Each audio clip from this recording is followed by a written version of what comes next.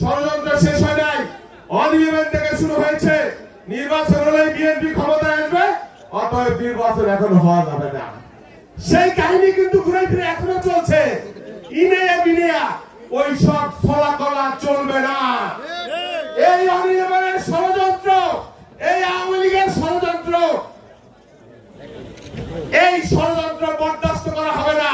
হাসিনার বিরুদ্ধে যেমন লড়াই করেছি, প্রয়োজনে ট্রেনিং যেমন নেই, প্রয়োজনে আবার লড়াই করে মানুষের ভোটের অধিকার প্রতিষ্ঠা করবো। এই প্রত্যয় ব্যক্ত করে সবাইকে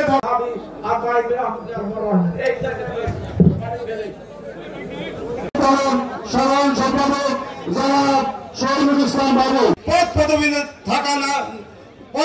না থাকা নেতা সদরপুর ভাঙ্গায় আমি বিশ্বাস করি উনার এই দীপ্ত পদ নাম জানা এবং কমিটি করে সেন্ট্রাল কমিটির মাধ্যমে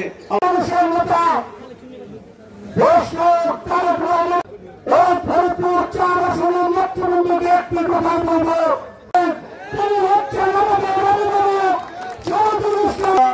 কৃষক দলের সংগ্রামী যুগ্ম সম্পাদক সজীব ঘোষকে, বিএনপির সভাপতি ইকবাল হোসেন